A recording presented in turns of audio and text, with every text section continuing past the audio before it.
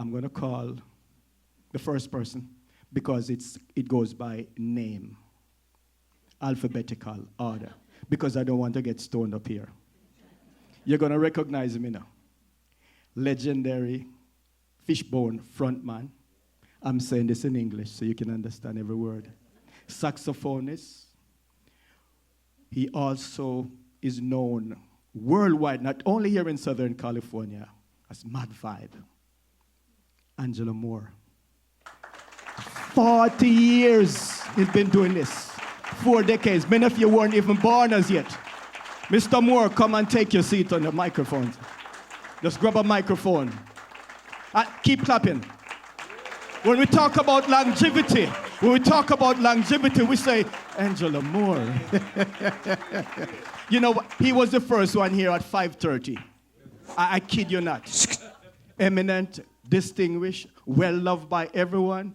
I heard he was even in the crowd saying hi. Tonight? Yeah. Tonight, yes, I was. Wow. I was playing a little music and everything, walking around, you know, got some tacos. Well, we have a Canadian in the house. Canada is missing one of their finest. Singer, guitarist, member of the Chris Murray combo, formerly of King Apparatus, and founder of the Bluebeat Lounge that ran for a significant number of years in the heart of Hollywood. Chris Murray. He has families here in Southern California and lots of friends. So we have claimed him as one of our own, Chris Murray. Drummer, singer, but he wears enough hat. Radio host, and original member of Goldfinger, Darrin Pfeiffer. I am not sure about the pronunciation. Touch it, my lord. First time meeting him. I think we have one person left. Actually, how many people we have left? Chris Murray, 2. At least two. I think we got like three more people. Saxophonist, singer, member of the Debonaires, one of the longest running groups in the Riverside area. As a matter of fact, Riverside is the second largest city outside of Los Angeles. And veteran of Skeleton. Kip Wirtzfeld. That's a hard one to pronounce, you know. Kip. Take a bow and wave to your family and friends. So that means one person is left. And he hardly needs any introduction. But for the newcomers, he has a radio show celebrating his 30th anniversary. He's one of the first person in Orange County to bring legends such as the Scatterlights to Orange County behind the Iron Curtain. Are you kidding me? That's not an easy place to go, you know. That's not easy.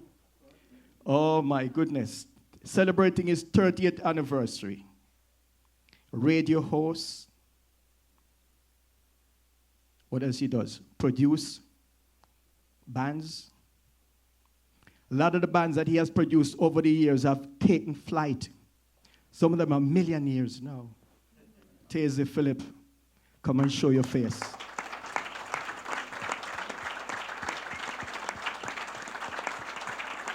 We're talking about bands that have gone on to sell millions of records. Had to pass through your hand. Let me see your hands. Show the audience. That's right. Yeah. And there's no exaggeration, right? Many of the bands went on to become millionaires, world famous bands. Grab a seat. And take the microphone. Okay, over here. I'm going to take the liberty and say you're the best listening audience from your response. So clap for yourself one more time. Allow me to respectfully take my seat. This is the panel we all have been waiting for.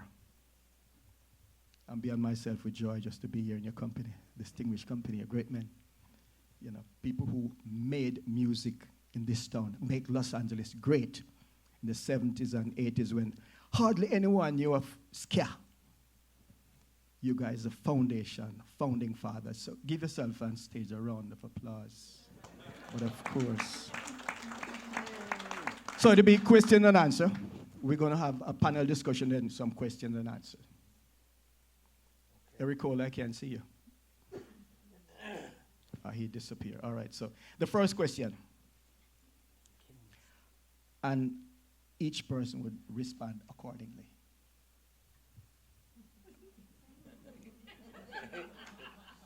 How did you discover music? Wait, hold on. Is there a test at the end of this?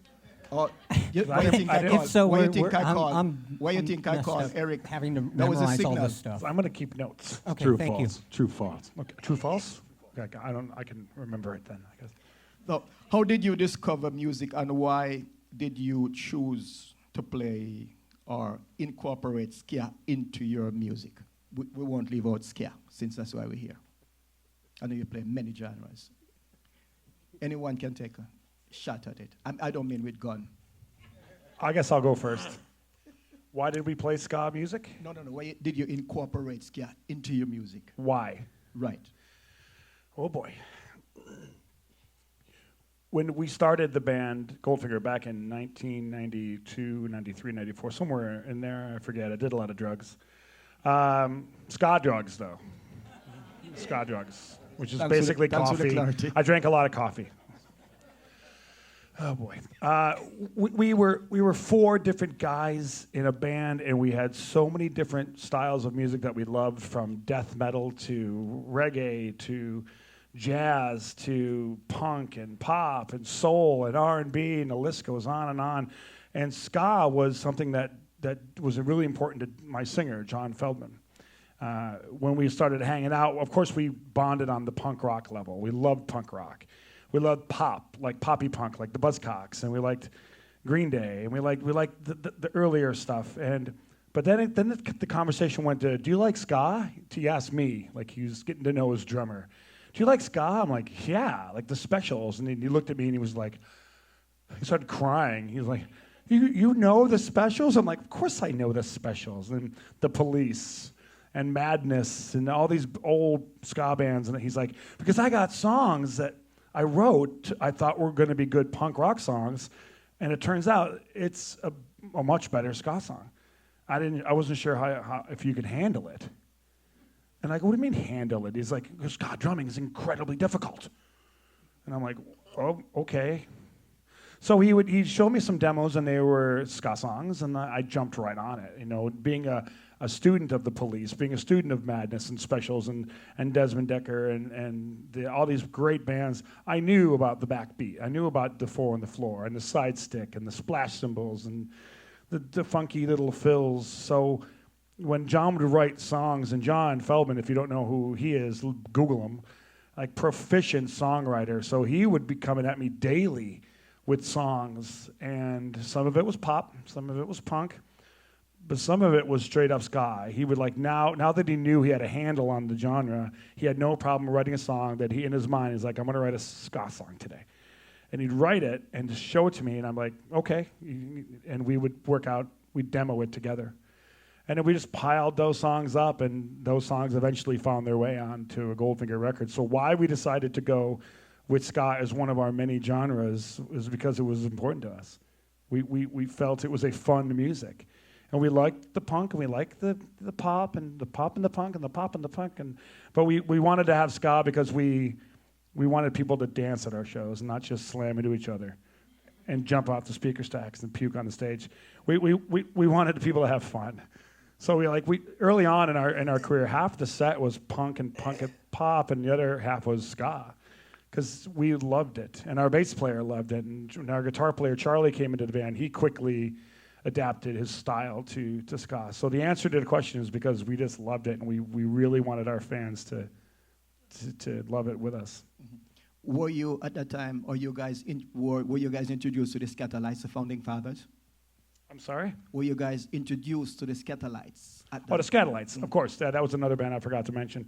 Oh yeah, we loved it. We listened to it just as much as we listened to any other genre of music. But ska ska's one of those music that you hear and you have to move. At least me. Like I'm a drummer, and I have to get into it. So we started going to see ska shows like the Skeletones and Fishbone, and we saw how the crowd was having so much fun, and we're like, oh yeah, we are absolutely going to be writing more of these ska songs, because look at how much fun this crowd is having. So yeah, it meant a lot to us, way back when.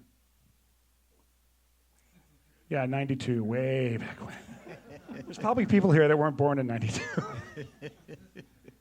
In no particular order, the same question. For me, with the Skeletones, they started in 1986, so I was like a newbie, came in, had some silly hat on. I think my musical background was mostly from the church. And I grew up in the Midwest, so we didn't really have a whole lot we had Metallica and Black Sabbath. Cool. That's about it. And Glenn Campbell, which is all right. We didn't really have a whole lot. So when I moved to California, I started playing sax, and a couple of my friends, they were into punk rock, and I happened to be into punk rock. And they said, hey, have you ever heard punk rock with horns? I said, no, what's that all about? So I could get into that. I'm already angry. It's hard to be angry on sax, you know? I figured that out now. Guitar, no problem. Bass, no problem. Drums, not a problem. Sax, hard to be angry. Like truly angry. And I was truly angry. So I had a bunch of friends that were into the ska music. They made me tapes, and I sort of absorbed that. And I really liked jazz music and funk. I didn't like to play jazz, but I liked to listen to it. I liked to play funk because that was a little bit angrier, you know, and a little bit more loose. And the rules, I don't like rules. So when it came with the ska thing, the guys in the Skeletones, they brought me on, and I just sort of went with the flow for, it's been 20 years, and I played with them for a long time, and I don't know where all my background for music came from. I like the Scatolites. I remember playing with the Scatolites the first time at the Whiskey A Go-Go and jumping off stage and trying to break dance like an idiot. And I guess I was feeling it. I didn't know. but as I matured a little bit, the guys in the Debonaires brought me on, and I started playing with them, started taking music a little bit more serious, and I started taking my sax playing serious, a little bit more serious, but I'm still not a jazz player, and still trying to find that angry saxophone. That's about it. For me, I grew up in the Bay Area, and I was a big fan of the beginning of modern rock radio. Down here you have K-Rock. Down in the Bay Area, we had a radio station called The Quake, and then later it was another station called Live 105. And from there, I found bands that I fell in love with that were just, to me, were just cool bands. And they ranged from all over the place. Two of my favorite bands were The Descendants on the punk side. And I really enjoyed this one band from Los Angeles called Fishbone. And it made an impact on me. Then I moved from Northern California to Southern California to go to school at UC Irvine. And the second day I was there, I discovered the college radio station. And then a few years later, I ended up going through a jazz phase. And then my brother took me kicking and screaming to a show that wasn't a jazz show, but it turned out to be a ska show. And that was the day I learned it was called ska. And the middle band that was on the bill was this band from Fresno, California called Let's Go Bowling. and they were amazing. And they were doing improvisation, and then the kids, like the audience wasn't like 5 times my age. They were my age or younger. And so that was like the moment that I was like, oh my gosh, what's going on here? And then from that point, I ended up doing this documentary called Ska Parade. And that happened, that aired November 15th, 1989 on my college radio station. And literally, that's how I met some of my idols and really got into the music. And that's how I met this man. So I met Angelo, and the other person that had a big, significant impact on me. I was doing phone interviews, and I ended up connecting with a band from Boston called Bim Scala Bim, and they had recently recorded with one of the original Scatolites members, and his name was Roland Alfonso. And so Dan from Bim Scala Bim's like, hey, would you want Roland Alfonso's number? And I'm like, yeah. And then I end up talking to his wife and doing this incredible interview with Roland. And he was part of the Ska Parade documentary back then. He was so much in support of the newer bands coming up playing the music that he helped create. So now 30 years later, I'm here. And I'm just honored to be right next to Angelo and Chris Murray and Darrin. The addiction Chet, continues, and Junor right? Francis. The addiction continues. I know. Well, I'm going to jump in here because I know Angelo's a hard act to follow. I'm Yeah. not going to set myself up for that. So I had a band from Toronto called King Apparatus, and the reason we played ska was because I insisted. When Two-Tone happened in '79, I remember at the school dance hearing One Step Beyond with the spoken, "Hey you" intro. I'm like, what's this? And I heard it. I'm like, oh, all right. So from that point on, I was a Two-Tone fan. And also, in retrospect, very lucky because Toronto has a big Jamaican population. After London and New York, it's the biggest out of Jamaica. So a lot of Jamaican artists would come up to Toronto and do shows and just go back to Jamaica. So there was a lot of reggae. And I was exposed to a lot of great music through that. And when King Apparatus started, really it was a matter of some guys got together and we're like, well, on Saturday night, we can either pay money to get into the bar and buy beer and watch a band, or we can go and they're going to give us beer and maybe pay us.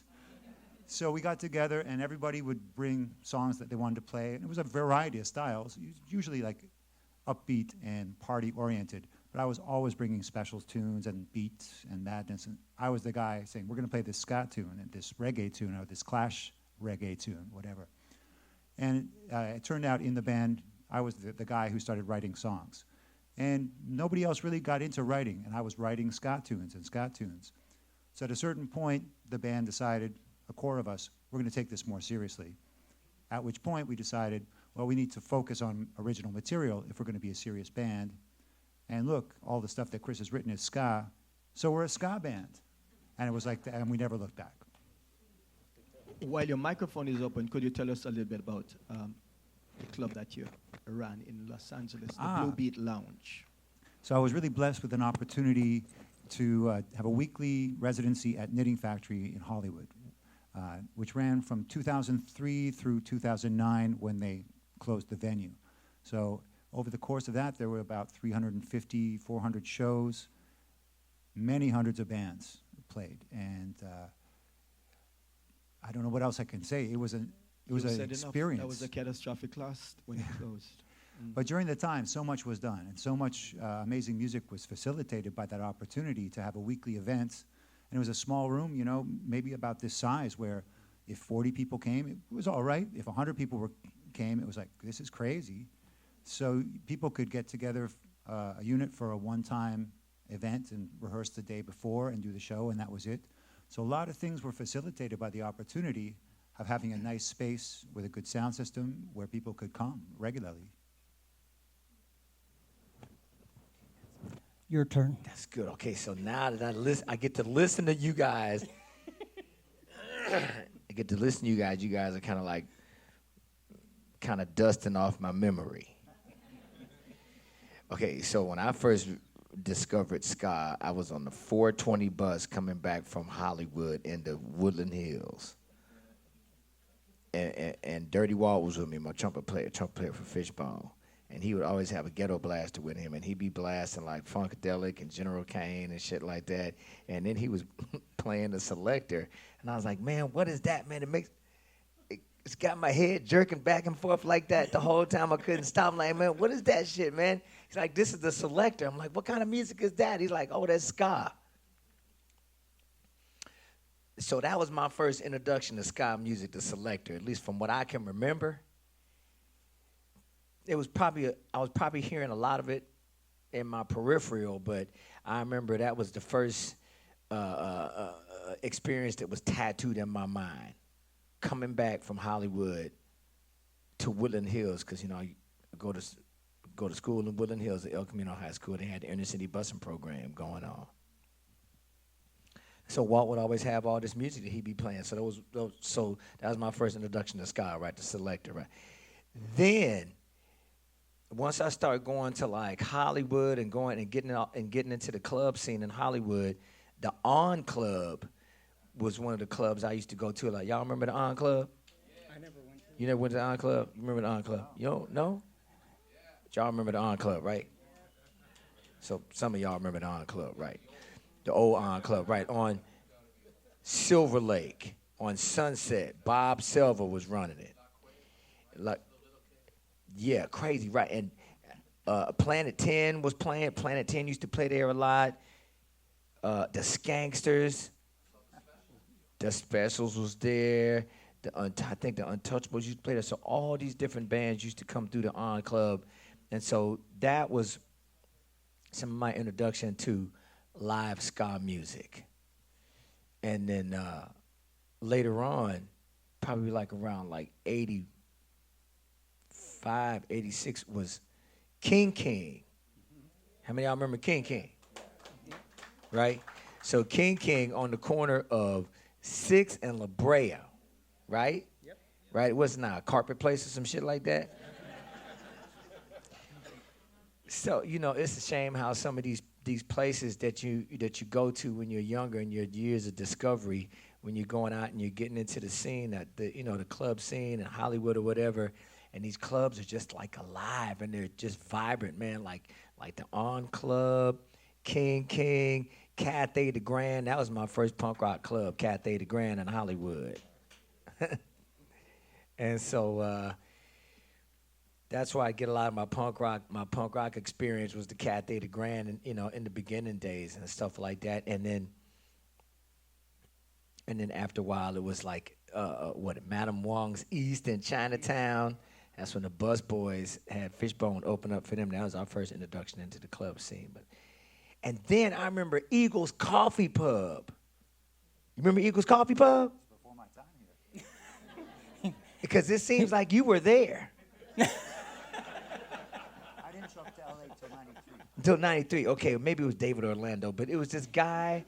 David Orlando was his DJ. He plays a lot of ska and reggae and shit in L.A. So, but I remember the Eagles Coffee Pub. I would just do a lot of my poetry there in North Hollywood, and the DJ would play a lot of ska, and that's why we hear a lot of Jamaican style ska. First, I was introduced to a lot of the British ska wave first, and then after that, that's when I found out about the Scotalites and all the Jamaican ska style music, Even though the Jamaican ska style came before that, I just kind of found out ass backwards, But I still found out, and it was good. And then the street scene came along, and so all those different ska bands in the street scene, and all the punk rock bands too, and the Police running through with the horses and everything. Oh wow. Yeah. A lot. Goldfinger was there too. The street scene, yeah, man, it was a lot. Man, it's just like an endless road of just music. But lots of ska and punk rock. I started out with a lot of like funk and R&B and soul, like James Brown and Duke Ellington. That's what I grew up a lot on.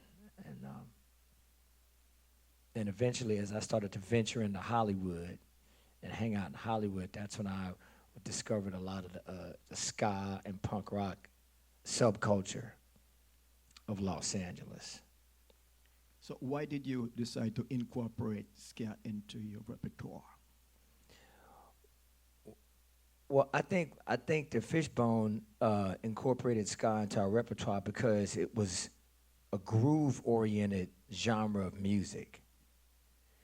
Because we were already playing funk anyway. We were like playing Rick James covers and Funkadelic and James Brown and stuff like that. And so a lot of the ska rhythms had a lot of groove, and so we were attracted to that groove element of ska, and the dance element. And plus it was really it was up-tempo and energetic. And so when you first going into the club scene, man, you just want to get out there and you want to dance a lot and hard and just kick up dust and everything. And so that's what I was doing. And the On Club, and what was the other one I mentioned? Oh, the one on Sunset. It was On Club, and then there was King Kings, right? Both of those clubs. Yeah, Six La Brea, right. Those clubs had a lot of ska, and they had a lot of energy going on and everything. And then, I was starting out on my saxophone, so the bands would invite me up. Jumper Joey was another one. Jumper Joey played a lot of ska. God damn, how could I forget about that? So Jumper Joey. I guess the more, and then we played with Bad Manners at Long Beach at Fender's Ballroom. What about the country club in Reseda? And the country club in Reseda too. What's that now? A church? And then there's Carpet place. the Olympic carpet place. I don't know. The Olympic Auditorium, which was like the punk rock mecca. That's like a church now too, right? So all them places that was hell, they get some heaven shit now. But that's where I had my formative years discovering ska and punk rock.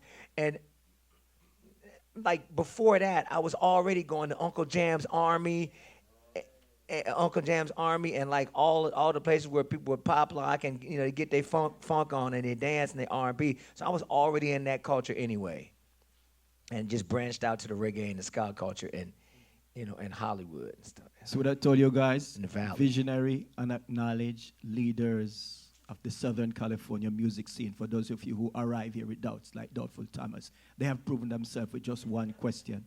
The first question, they've proven themselves.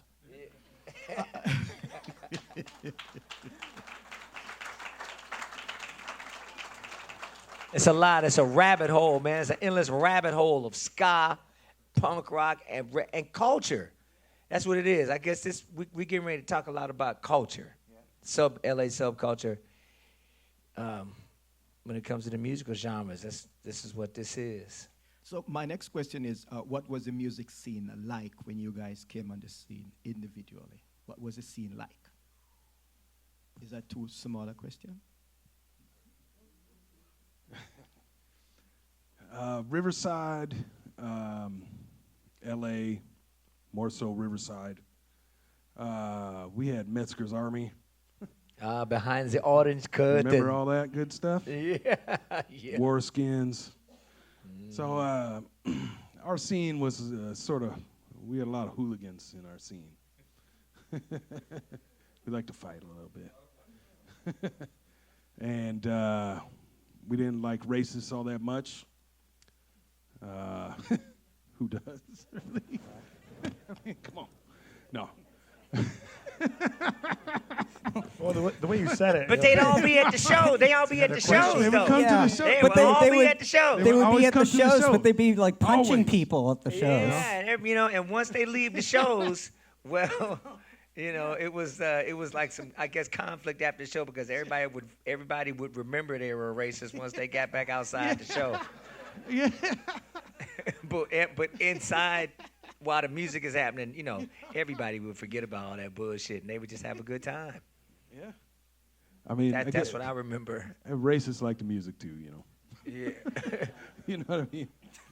know. That's what. But back in the days, the good thing was everybody from all walks of life could hang out, and you could go to a show, and you could have a band. You'd see all kinds of different people in the band from all walks of life, and that was really, I think that's really what turned me onto the music more than anything, and the scene for the most part. Plus, I like the fashion too, and I like to wear boots. Hey, Kip, when you joined Skeletones, were you playing shows at Spanky's Cafe? Yeah, Spanky's Cafe. All right. Yeah, and the two groups that I played with before that were playing at Spanky's too. What were the two groups that you played with? Orange Street, and we were out of Redlands area, and Lucky 7 was out of Riverside area too. What was the scene like when you came on? It was a mix of everything. This was 90. Goldfinger started in 94, so the Warped Tour started around that same time. And so you saw bands like No Doubt before they were No Doubt. You saw Sublime before they were Sublime. And What do you mean before they were? before they were what they are now. Oh, I like see. complete legends. Before they sold millions of records. And Before they sold out. yeah. I'm just kidding. I'm kidding. And then Tell Glenn it like it became is. the PC Madonna. Yeah, so No Doubt was just another band, and they were cool. And they go to see their shows, and there was a lot of diversity. You go to see Fishbone, and it was just Fishbone was the first band that the two guys, John Feldman and Charlie Paulson, took me to see Fishbone at what's now some stupid dance club on Sunset. It used to be called Key Club. Oh, the church? Is it No, a it's called. church? It's a carpet place now. It turned into No. another church. It's called. I think it's called One Oak now, but it used to be called the Gazaris, and then after that it was called the Key Club and Billboard Live now, probably. Yeah, but anyway, took us to see Fishbone there, and they were like, "You got to see. You haven't seen Fishbone yet, have you?" And I'm like, "I grew up from Buffalo. I don't think Fishbone ever went to Buffalo. No one goes to Buffalo for any reason at all ever. Don't ever go to Buffalo. You'll thank me later." So I'm like, "I've never seen Fishbone." They're like, "You got to go see Fishbone. You got to go see the Skeletones." And I'm like, and I was like, "Okay." So we go to see the Skeletones and Fishbone and No Doubt and Sublime and it was like you guys were saying. There were the racist guys there. But no one you avoided them because a lot of the time they were in big packs, because they're huge, gigantic cowards. But then Angelo's right. Once they're in your show, you didn't give a shit who was in the audience. Like, okay, there's a great band. There's the Skeletones killing it at the Troubadour. There's Fishbone at the Key Club. And I remember seeing you guys for the first time, and you guys wouldn't stop moving from the time the first hi-hat started until the time to thank you goodnight, we're Fishbone. You never stopped moving. And I heard a rumor, I'm not sure it's true, but I want to ask you, was there really the stuff you put on your balls? Oh, the Tiger Bomb. Tiger Bomb. I heard a rumor that they used to take shit. Tiger Bomb and they'd rub it on The their balls. Tiger Bomb, that didn't happen until we got to Buffalo, New York. Where was I? Yeah. Buffalo, for Manhattan, something. something like that. Yep. So there you go. So we tried that. Goldfinger were like, we heard a rumor and your show was so amazing. We put Tiger Bomb on our balls, but not for a show, for a fucking rehearsal.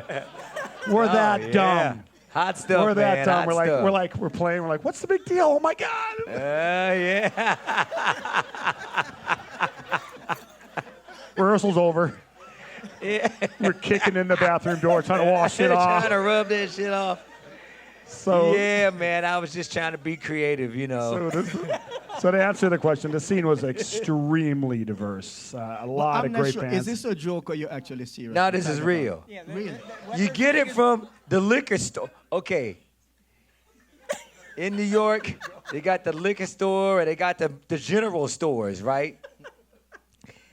And it's this little glass jar, like about that big around, like octagon shaped, and it's called Tiger Bomb, and so you rub it on your know when you what got it is. muscle cramps and stuff like that. So I was like, man, what would happen if I rubbed this on my taint? What would I act like then during my music? Yeah. And you know, when I'm doing my performance, man, I'm halfway out of my mind anyway, so that was just, it kind of added to the fuel. Yeah. They should give you a Grammy just for that. Yeah.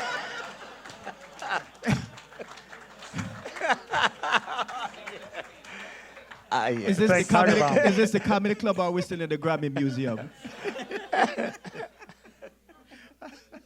Yeah, man. Put some fire underneath it, you know. Some fire. learning something new every day, man. For me to see the audience, yeah, it was like a mix of like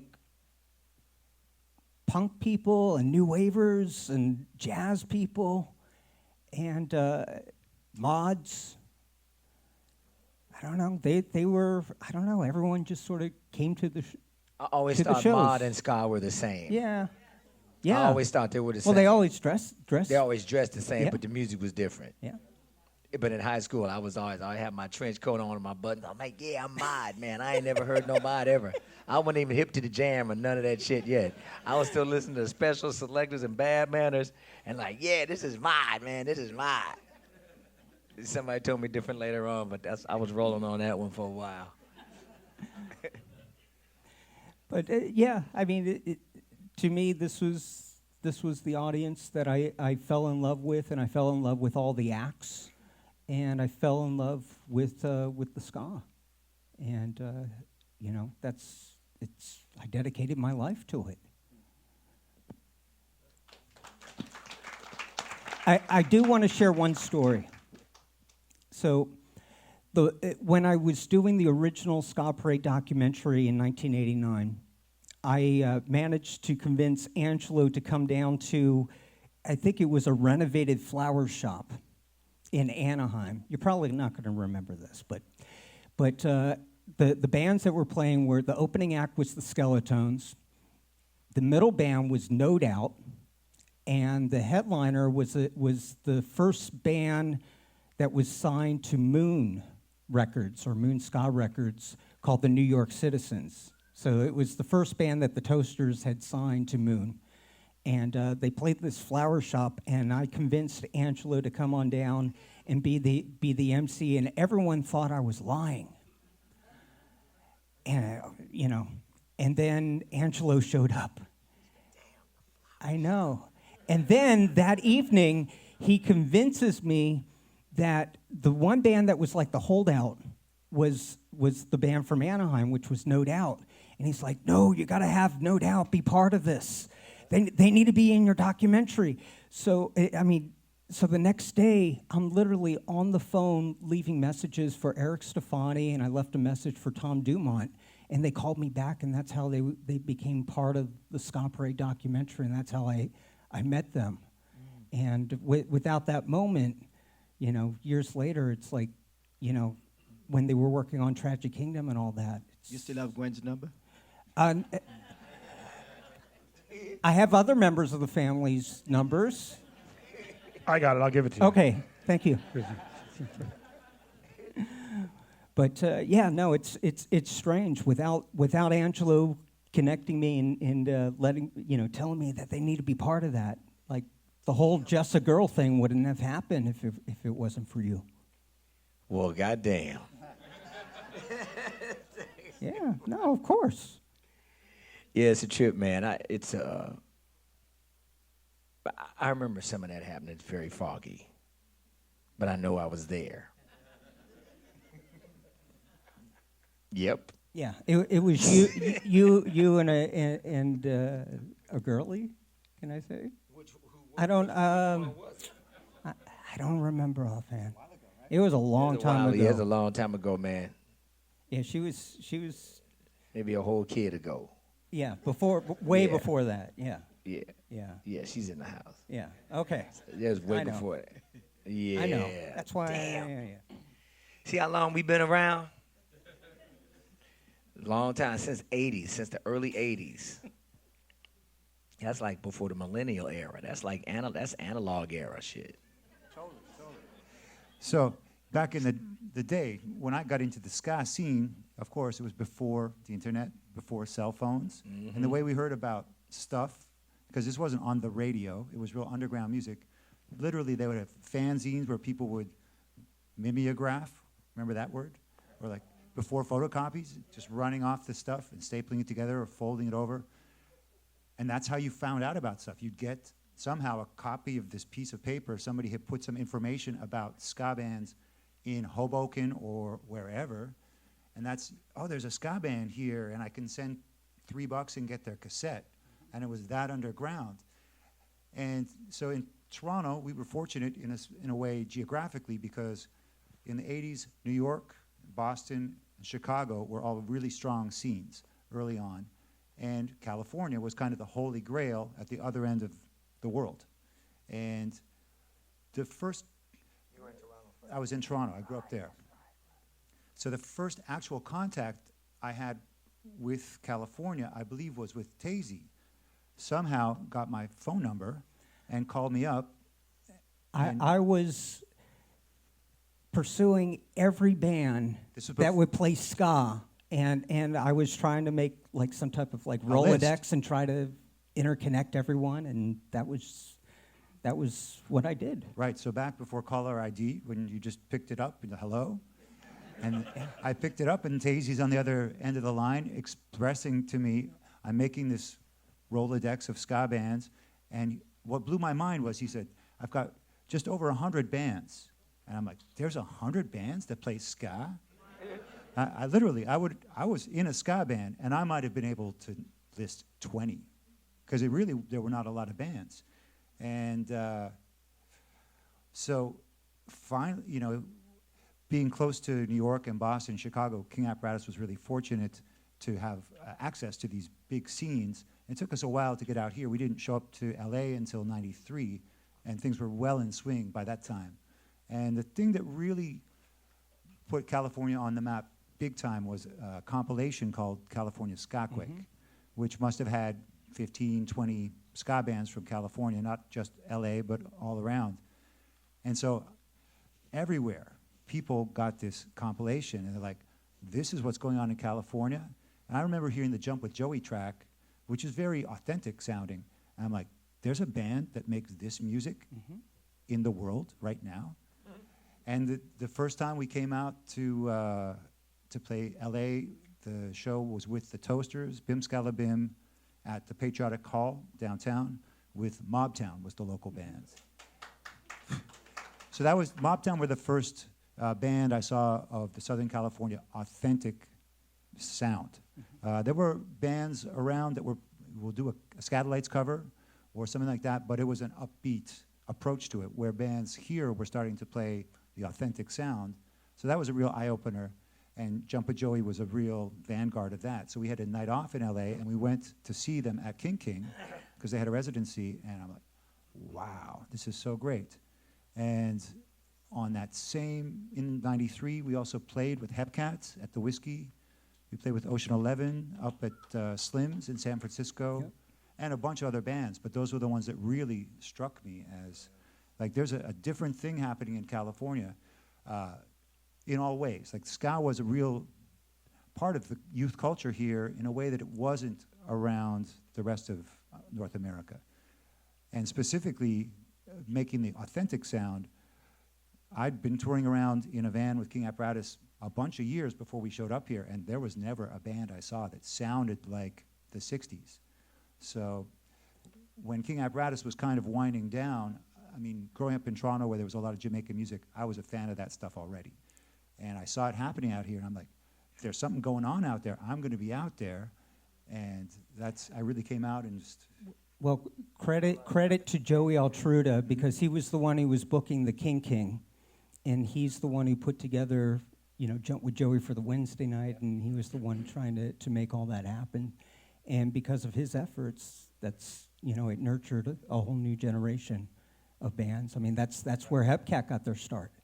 And it's really amazing, like decades later, that we're here talking about it, because at the time it was a small thing that was happening.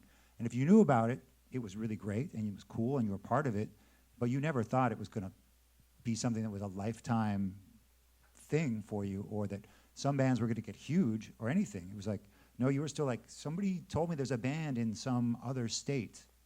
Have you heard of them? It was that underground. The clock on the wall is not fair to none of us. I want to squeeze in one more question and then make some room for question and answer. This is a big question. It's lengthy.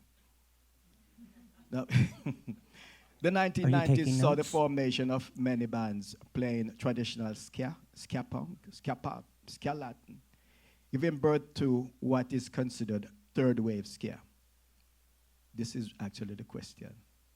Why is there such a huge debate over this and a divide between the traditional ska and the hybrids? And hybrids, you know. Hybrids? Yes. And the hybrid. I have Jamaican accent. Is that a good excuse? Hey, No, this is Junior, this is an age-old question. would you mind if I start? The debate that has been going on since when I the started 60s to this point. the documentary in '89, that's the first use of third wave ska from back then. Really? Yeah. I mean, that's the nice thing about, listening to tapes from 1989 and listening to some of the interviews and phone calls and all that. I mean, that's what we were hoping to launch from there. But my brother and I ended up writing this article for Mean Street Magazine, like 93, and we were all on the cover of it at one point, too. But anyway, third wave ska. The reason why I called it third wave ska is because there was 3 elements that were going on that I saw that was happening in the music. So there was bands that were your traditionalists, going back to the original rhythms, of what made ska. Then you had your two-tone faithful bands, of which would do more of like the antics that you would find at like some of the two-tone shows. So that would be like a band like the Aquabats. Does that make sense? And then you had third wave ska, which is the third aspect, where it was like a hodgepodge. It was like anything that you could put with ska music, that's where that went. And then that's what it grew out. So that was the reason why we had called it third wave ska back then. So why is the debate? Or is there a need for a debate? I think because it has been going on consistently. Oh no, I think it's been going on because I think once you discover the traditional rhythms, I don't know. There's some type of divide. See, I called it third wave ska. Okay, so here's my interpretation of third wave ska, right? Because you got the first wave of ska, which is Jamaican ska, or Jamaican style one drop ska, right? You got the Scotalites, you got Jimmy Cliff, you hear all and Desmond Decker, Yeah. right? So that's like the first wave of ska to me, right? Then the second wave of ska was the British wave of ska, where ska was matched with the rock and roll rhythms, right? That was my second wave. That's what represented second wave ska to me. The third wave ska was the wave of ska that Fishbone, No Doubt, and the Boss Tones were a part of, because it had mutated into a different style of ska. Boss Tones, I feel like the Boss Tones and No Doubt had morphed it into like almost like the third and a half wave. Because I always it was all based on Fishbone stuff. Yeah, that's what I found out later. Yeah. But it was I would always call it bubblegum ska. You got bubblegum punk rock and you got bubblegum ska, right? So that's what I heard, and pretty much who really defined it were the Boss Tones, because they had that whole, the horns that would go, and they had like a lot more heavier guitars in their ska rhythms. And No Doubt was, they probably didn't have a lot of more horns, but it was more straight ahead rhythms as opposed to rhythms that swang more. You got ska rhythms that swing more, and you got ska rhythms that lean straight ahead. So it was a whole lot of era of ska rhythms that would swing like R&B ska. Man, I remember Fishbone. We were trying to get signed to Epitaph, and they said, "Well, no, we can't sign Fishbone because their ska is too R&B." And we let them hear Ma and Pa. That was the song that we had let them hear what our ska was like, And then listening to Ma and Pa and skanking to the beat and Party at Ground Zero. All of those ska songs had like either Zydeco or New Orleans type of groove going on, or R&B groove incorporated into a lot of the ska. And then later on, when No Doubt and the Mighty Mighty Boss Tones got to it, it was a lot more a rock element, mod element added into the mix. Why? White. Yes. It was more white. Thank you. That shit was white. Fishbone was black. We're still black. Fishbone is black, and our rhythms are all of our ska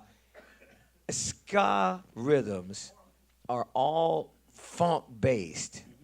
When I break it down, when I break down the formula to people, it's all funk based. So it's like a funky undertone, and then you have ska on top. So it swings a lot harder. And then when you got to, like, that's one of my terms I use, white boy reggae. So white boy reggae and white boy ska, it like slightly stupid.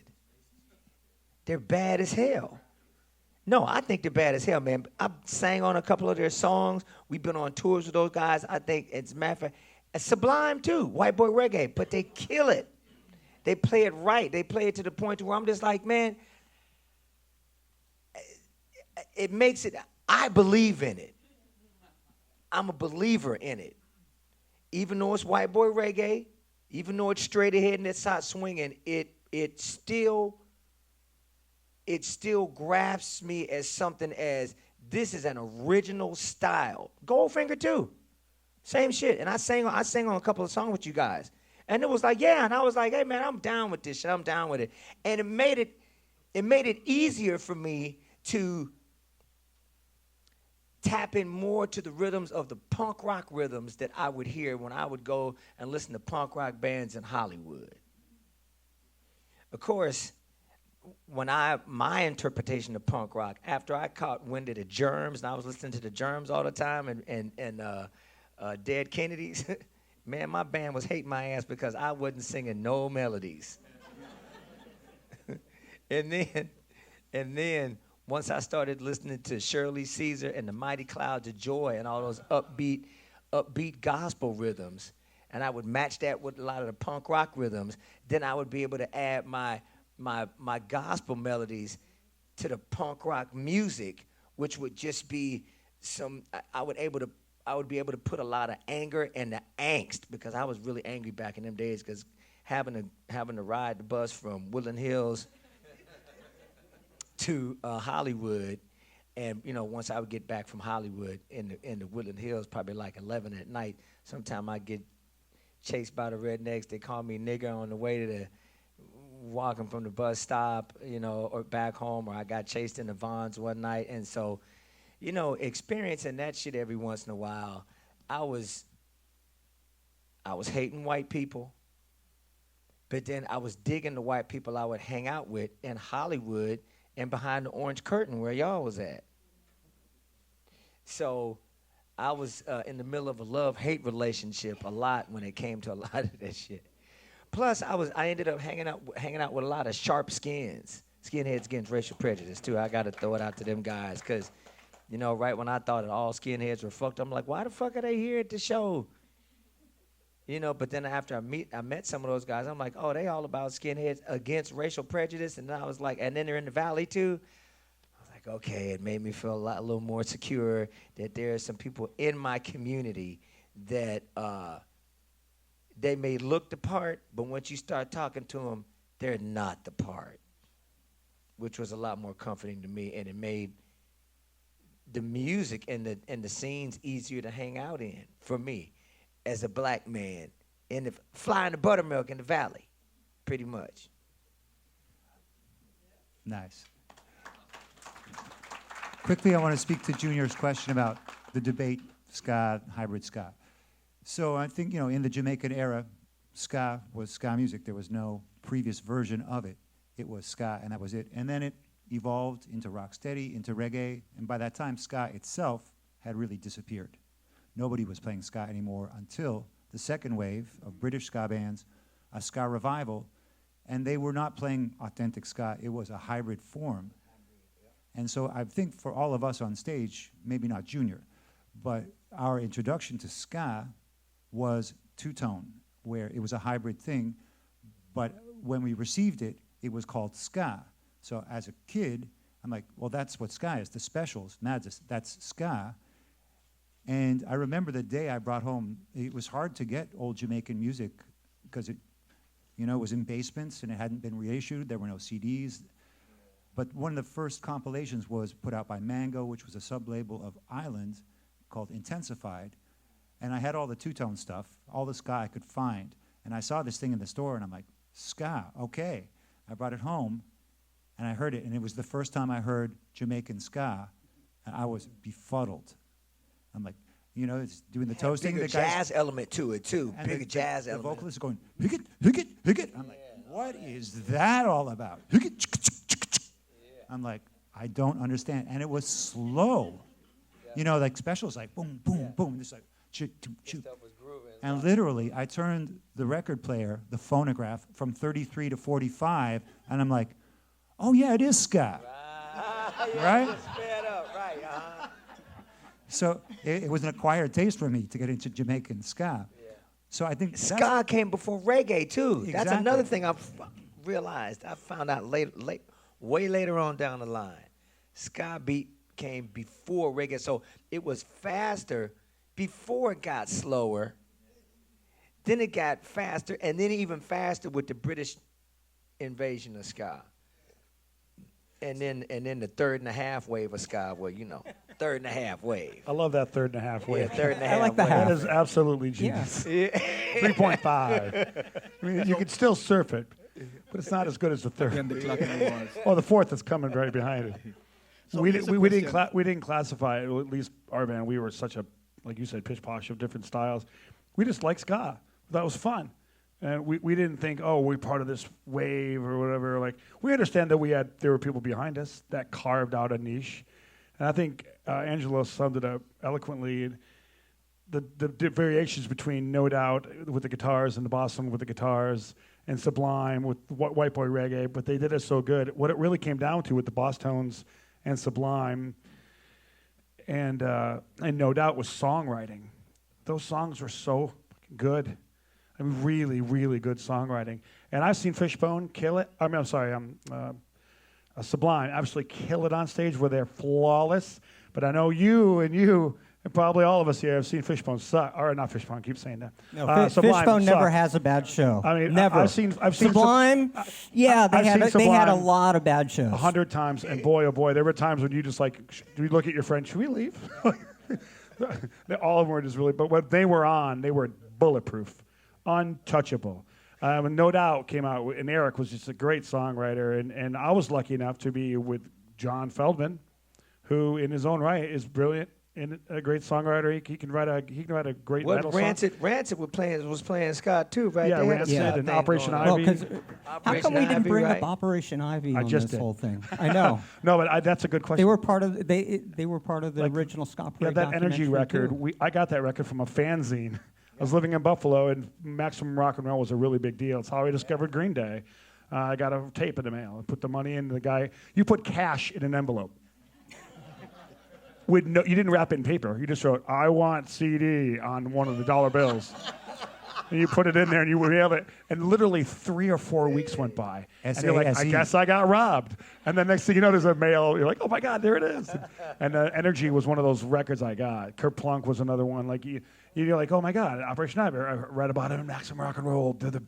You put it in your thing, and you're like, holy shit, what? And you couldn't wait to tell your friends.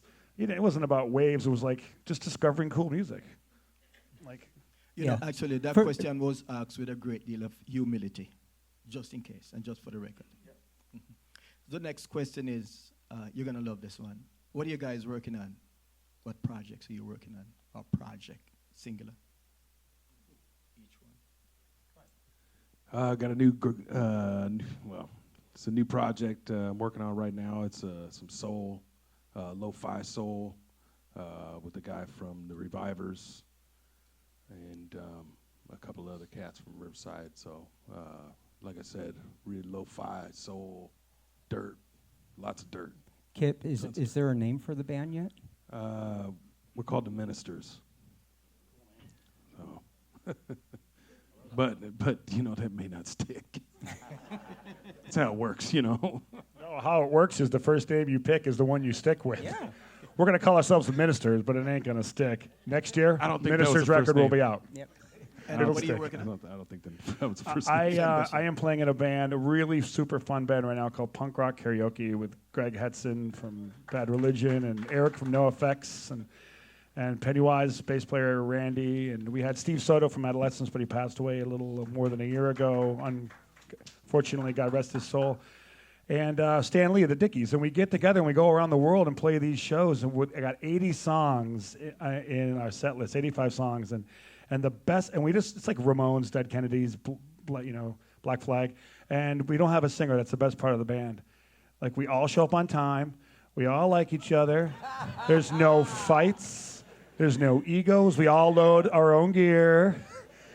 I mean, I love you, Angelo. You need a lead singer. But you're a lead singer. Yeah. Yeah, it's called Punk Rock Stereotypes. Karaoke, and it's just a blast. And we play punk rock bowling every year. We go on the Flogging Molly cruise every year, and Oh, we go to Flogging Costa Molly, Rica. yeah, we go we to were on Canada. that, right. We go all over the The states. drunk boat. The best part That's of the the show. Flogging Molly cruise was the drunk boat. It We is- was there. Oh, dude, it is the drunk That's boat. the drunk boat, man. They should- Crazy, it's called dude. the Salty Dog Cruise. It Salty happens every Dog year, Cruise. but they should call it the Drunken Drunk Cruise. Yeah. Everybody's People are drunk the moment they're on the boat, the moment, and when the they get whole off. time. But there's people walking around. They It's walking a mess. around. They walking around too, drunk. And here's another disgusting element of the Flogging Molly Cruise, which, by the way, it's a blast. You should go on it. No one showers. Is that good or bad? Yeah, it's So tattoos. Don't go in the pool. Yeah, tattoos. Punk rock bowling up in Vegas. Yeah. Big Daddy Golden Carlos. Nugget is like the headquarters. For the of- sake of Right. time, we have to move. Okay, I'm getting cut off. Much to my regret. The big hook in my. But the same question, out of fairness. Oh, what was the question? No. I'm What trying. If we're there's- working on now. What Yeah, we're what working- project? Yeah, so I guess Projects, it's plural, singular. Yeah, so I figured since been doing Ska Parade for 30 years that I better do something. And so I'm taking a whole bunch of friends on the road, and we're doing 14 dates starting January 17th in Seattle, and we're heading all the way through Oregon, California, Arizona, into New Mexico, into Colorado, Salt Lake City in Utah, and then we're ending in Vegas. And the local date is this one, and we're going to be playing at one of the longtime all-ages venues called Chain Reaction. Actually, did you know they're serving alcohol at Chain Reaction now? They serve beer there now. In the parking lot, right? No, not in the parking lot. And Chain inside Chain Reaction now. And Chain Reaction is where? In Anaheim. Oh. So I brought the poster, but basically it's I'm celebrating 30 years of Ska Parade. My buddy Josh from Vegas is celebrating 8 years of his radio show, and then there's a ska movie out there called Pick It Up Ska in the 90s that has everybody in it, and I can't wait for everyone to see this. You can find that over at skamovie.com. And we're actually showing clips of Pick It Up in between the bands. And it will be the Blu-ray release parties for the film. And it's just a big celebratory thing. And I brought 5 of the hottest bands from Ska Parade on the road. So 1 band from New Jersey, 2 bands from Texas, 1 from Tijuana, Mexico, and then Monkey from San Jose. Wonderful. In the Bay Area. Congratulations. And so I hope you're able to attend and listen to my radio show too. Plug it. Happens. Let people know where and when. Yeah, Sunday nights starts at 8 o'clock on dirtyradio.fm. It's an app, but it's a commercial alternative station. Fantastic. And you can listen to Ska Parade every week. What projects? What projects? What projects? Oh Are my you God! presently Should I working go get my? I got my projects right back there. I Let me want get to 'em. I want to assume You sure? that you're working on multiple. Let me go. Many. Hold on. Hold up. Go ahead, man. Go ahead. You take Okay. Okay. Get your stuff together. So, primarily right now, I do a lot of touring. And the last couple of years, it's been a whirlwind of going places, which I love to do. And when I tour, a lot of the times I'm going solo and performing solo. Locally, I also do stuff with Chris Murray Combo. I said King Apparatus because it came out of my mouth a few times tonight. So the next show I have in LA is with Chris Murray Combo in Southgate on the 27th. But what I'm excited about is I have a couple months where I'm going to be at home, and I have a little home recording situation. And it's rare for me to have a couple months where I can focus on stuff. And in October, I upgraded my mixing board. I bought this nice TAC. If any gearheads out there, it's a British board, made some decades ago. It needed some repair, as all those good old pieces of gear you find do, and I got it back from repair today. So I'm going to do some recording. That's my next thing. And I've got a lot of songs written. Thank you. And what I'm excited about is I don't know how it's going to sound.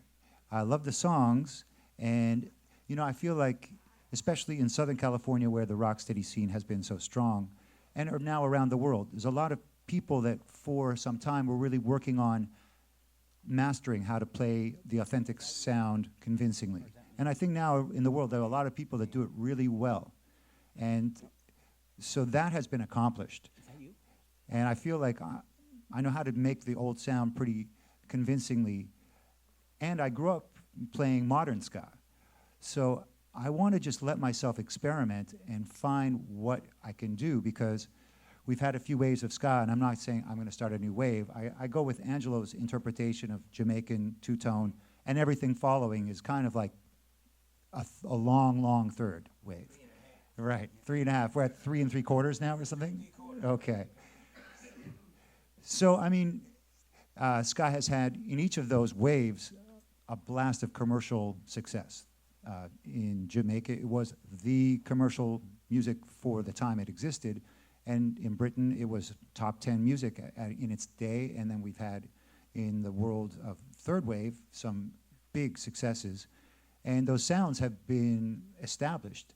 And as a longtime fan of ska, I wonder to myself, well, what more can be done with ska? Not like I'm going to find all the answers, but I'm curious to know, because the things that are being done now, I think most of them have been done for a long time. So I'm curious to see, not only from myself, what other people do that might be a new interpretation of ska, or new elements added to the hybrid, or just the same elements in a different blend. Because ska, at the bottom line, it's a rhythm, and that can be, so much can be done with it. I'm hoping to hear even more like electronica stuff put with ska. I mean, it's been done a little bit, but not as extensive as I'm hoping it to. Be done. Tazy, I don't want to be rude or disrespectful. It's not even up to me. The clock on the wall is saying that Mr. Moore has to tell us what he's doing. Right, the clock. Yeah, right. That thing back there. Oh, yeah. Okay. So it's not a all clock. right. So look, I know. I have. I think it's Man, plural. my concept of time is just not even like what's happening on this planet, dude. I figure. So look, I knew these you were are an my alien. solo projects. I knew you were an alien. I got a lot of them. Okay, knew so it. this is my book, my coffee table book called Ska Do or Ska Don't. Nice. It's a Japanese revision. This is all the music in the thumb drive card, in the credit card. So I got all my music in there, right? And so what this is,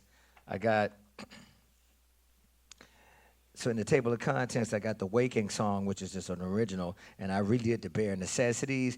Chapter 2 is these 1930s big band Japanese covers I redid and I translated into English and redid the music. And then this is my Jamaican goods chapter, Bob Marley, Prince Buster, Alton Ellis, Tootens, and the Maytals. And this last chapter here are the original songs that I did, and these are the Christine Forbes, Lady Hatchet from the Scotch Bonnet. You might know about her, right? So I did a lot of collaborating with her. Yeah, by the way, check out the Scotch Bonnets. Yeah, Scotch Bonnets are Great bad band. as hell. So I put all this together. As a matter of fact, my daughter, who's in the audience right now, Cheyenne Star Forevermore, Ms. Whoop-de-Doo, when I would go to her class to pick her up for visitations, I would hang out with her Photoshop teacher. What was his name again, Cheyenne? What was his name? You Mr. Campy. So I would go hang out with Mr. Campy and learn how to do Photoshop. And so she would get tired of waiting on me, and she would just end up going home, and I'd just stay there and figure it all out with Mr. Campy. And I put this book together. And I got all this music to go with the lyrics in this book, right? So that's one of my projects right there, right? So this is, I'm an entrepreneur, so I'm on some do-it-yourself type of shit, right? Okay, and then I got this here comic book right here I put out. This art is by Masai Mizuyama. She's out of Osaka, Japan. So I have my CD that goes with this too, and this CD is like a ska blues avant-garde epic that goes along with the lyrics. It's about calling God on the phone, but you can't get through because the line is busy. And that's called Jaja on the Telephone, right? So that's my other side project. That's my other project. Yeah, hold on to that, right? Okay, and then I got this other project I did. It was one of my first CDs called The Medicine Cabinet. Punk, ska, reggae, circus, go-go, jazz, all funk-based. It's another one of my side projects. I'm playing all the instruments, drums, bass, sax, baritone, tenor, alto, soprano, organ, theremin, background lead vocals, and percussion. Right? You only had to pay one guy. Yeah, only had to pay one guy, me. And this is my other CD called The Angelo Show. This is my second CD where I'm playing all the instruments. As a matter of fact, I have a band right now called The Missing Links, Dr. Mad Vibe and The Missing Links, right? And so I'm playing the double-tier organ, sax, theremin. I got a bass player, drummer, and guitar player. And so we play a lot of the songs off of this here. And off of that. And we're playing, that's right, we're playing Ciclavia this Sunday at 1 o'clock in the daytime. It's a matinee show. It's like it's a bicycle festival. Where exactly is it, Michelle? It's in Reseda. Yeah, Ciclavia, right? So you can come and see that. And it's a street festival, right? Okay, and then I got this here. These are all of my instrumentals. It's called Mad Vibe and Dub. Right, and so I put all my dub versions of all of my songs on this CD here, right? And then I have this... You had to ask, didn't you? This project I did. I know I'm crazy, dude. I'm out of my mind, man. It's like, what am I gonna do? You got to do it.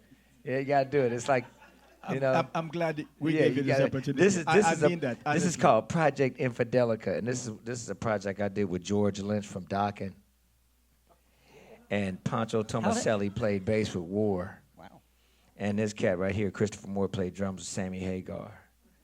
And so we made a CD called Project Infidelica. It's pretty guitar heavy, right? And last but not least here, this is a motherfucker right here. This shit right here, it has all of my audio dramas based off of this CD right here, the Angelo Show CD. Where's that CD at? Angelo Show. Yeah, it's one of these. Right, so this CD right here, a lot of these songs off of here, like some of these songs, I take the subject matters and I stretch them out into audio dramas where I make the soundscape and I do all the characters of the voices and things of that nature. And it's social commentary, fuck racism, subject matter, Dr. Mad Vibe's journeys through Nigalonia and the land of Caucasia. Right here. I also have a PDF of my book on here. Still not kind I know I could go on forever. Look it up on the website, drmadvibe.com. Mm-hmm. Angelo Moore and the Brand New Step. That's my electronic dance music project. That's got the disco ball on it. Repeat that one more time. Angelo Moore and the Brand New Step. Indeed. Thanks. Yeah, that's my I'm disco. glad That's we my did ask dance. this question. My Eric dance wrote project. this question for yeah, me. it's good. I'm really and truly glad. Oh yeah. Mm-hmm. So now we promised that we would give the audience the opportunity Oh, that's to ask right. questions. You want to ask them questions, Yes, don't so you? some of us here has some integrity to uphold. Okay. But I want to say a special thank you to the Grammy Museum for giving us an extra 15 minutes. And so we have utilized 7 minutes of that 15 minutes so we can take a few questions, I was told. Did I get the right cue? 15 minutes, right? So 9:15 sharp. Anyone has any question? Come on, don't be scared. We got Paul Hampton.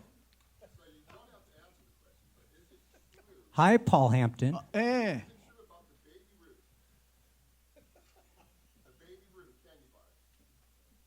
You talking to me? That's what Trump said. You talking to me? Can you introduce him? You know him. What about the Baby Ruth candy You bar? fucking talking to me? It was floating in a pool in Caddyshack. Yeah.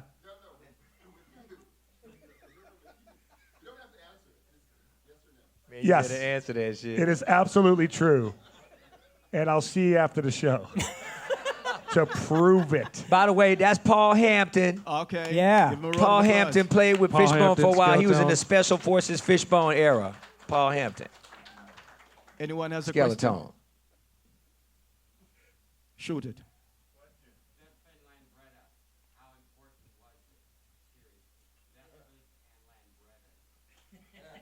They were a major part of the scene. I wish more of them would show up at the shows now. It's only two types of riders, the ones that have been down and the ones that haven't gone down yet. Yeah. I've gone down a few times. What? There you go. Over.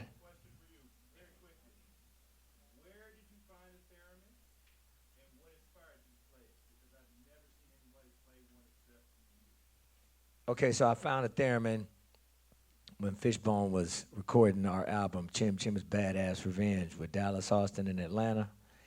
And we were supposed to be recording, I was supposed to be recording vocals for Do the Rockstar, but I was wandering around the studio instead, and I went in the basement, and I walked by this box with some antennas, and when I walked by it, it made a noise like, woo, like that. And I walked back, and I was like, woo, it made that noise like, woo, when I walked into its radius, and then from there on out, I played the theremin all night and missed my vocal parts and everything else. And I just stuck with it, man, for a long time. Yeah, was that it? Was that the question? Yeah, that was the answer. Right on. How's it going? I'm Johnny from Los Arcos. I was trying to figure out if any of you young fellas can help us with a ska festival in Southern California. Because it is predominantly ska and OC in Southern California, so we want more of that to gain the youth and, show them good ways of ska music. Well, hopefully I'll be able to do a ska fest someday that I would like to do. So I had some things that sort of went sideways for me, but it turned out okay. And so that's the reason why I decided to do a club tour with smaller and medium bands this time around. I'm going to take the liberty and say, you're the only person here who can answer that question, since the rest of us, the other panel members, are musicians. No, not I'm at saying all. you're the only one, right? No. You're not I putting was together just a festival, I was right? just saying from my personal experience. No, right, it's accepted. Yeah. Okay. Thank you. Yeah, your response is accepted. No, thank you. We have 5 more minutes, perhaps 2 more questions or thereabout. Want to respect the time. That's Right it. there. He's not here. Hey, Junior. Oh, of He's course. right there. Of course. Question for me? Yeah. Wow. From where? When did you come to the United States? When did you come to LA? And when were you supposed to discuss in LA? My first port of entry was New York, and I lived there for 13 years. But as a youngster, I had one dream, and that was to be a reggae person. That means on the radio, promote concert, go to clubs, do everything reggae. And so a friend invited me to California. And in the process, I went to school and got some sort of paper to legitimize me that I can broadcast. And I've been doing that in Los Angeles since 1987. I came 86 officially. 1987, I got on the radio in Claremont. And I've been doing that with some degree of success.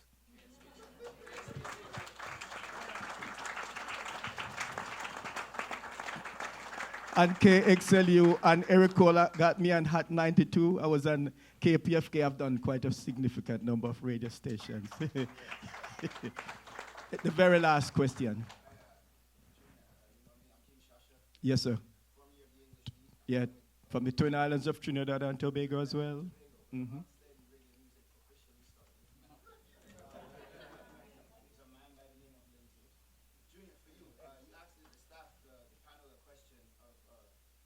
Traditional ska music and now the hybrid of ska music and how they felt about it. And Angelo brought up the term white boy reggae. I mean, how do you feel about that? As well as how do the rest of the staff feel about that as well? I don't,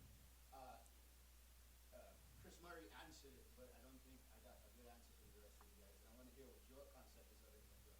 Mm-hmm. I want to address the California reggae, because that's going to take an entire night. But I will attempt to address what happened in England. You see, when blacks and whites played in band, a lot of the musicians, they had relatives from Jamaica, especially the black musicians. So they had unity. In Southern California, that's a different question. We're going to have a panel discussion about that.